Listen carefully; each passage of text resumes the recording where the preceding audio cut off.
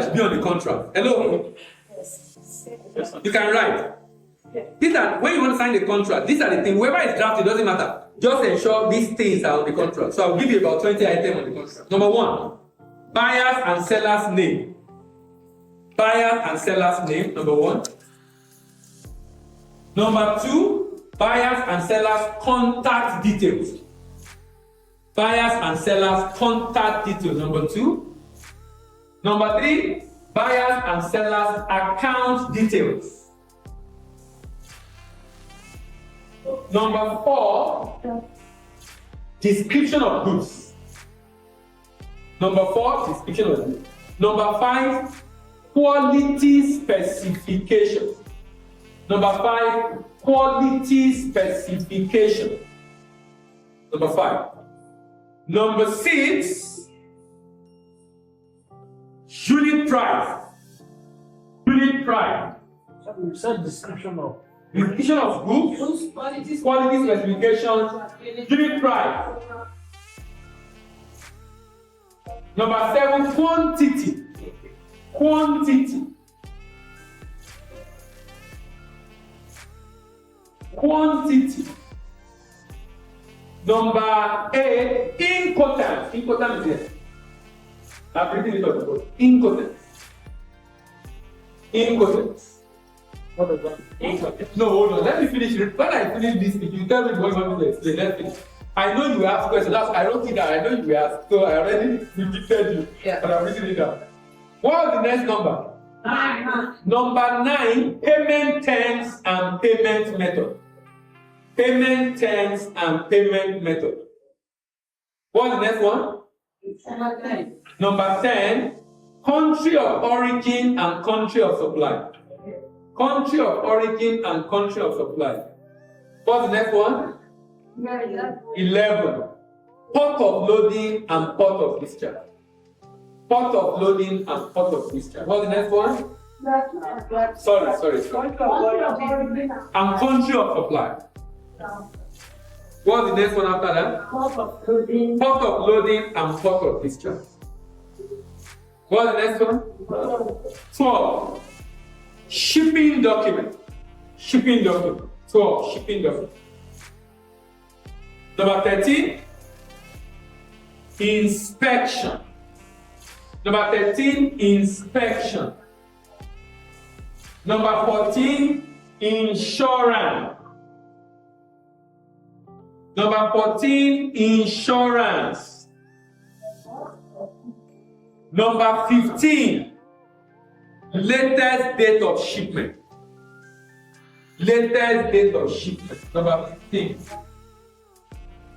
Number 16. Latest date of presentation. Latest date of presentation.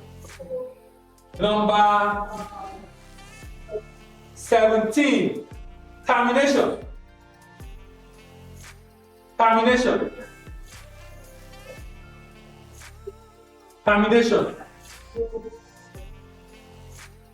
Number 18. Special condition. Special condition. Number 18. Special condition.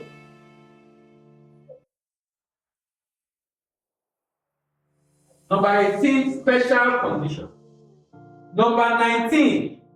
Governing law and jurisdiction. Governing law and jurisdiction. And lastly, signature of both parties. Signature of both parties. So, those that were asking me what you want me to explain. Is there room for witness? This everything can be in that place. Yes. What are those? Did I put past my job? No. Did I mention past my job? No. After termination, find a place to put first my job. First my job. Look at it. After termination, find a place to put first my job. I will explain. Just right. You see, first my job. Okay, so Apart from these two, which other one do you want to explain? Governing law and jurisdiction. Governing law and jurisdiction. Any other one? That's all. Okay.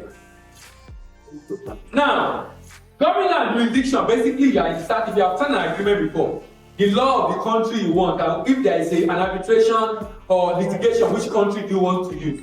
Typically, buyer and seller want a neutral ground. Typically, buyer and seller neutral ground. Incoterm international commercial term. So let me paint a picture. I'm shipping from Nigeria to China, and I'm shipping from Nigeria to China, and along the way the vessel capsided, and the vessel and the container sank. Who has lost money? The people have left Nigeria, the people have not arrived in China. Who has lost money? Buyer or seller? Sellers. Seller have not seen the goods.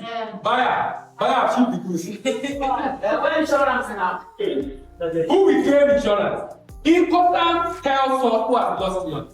I'm sure you will have heard terms like FOB, Yes. CFR, CFA. These are all Incoterm. They are by level of them. Yes.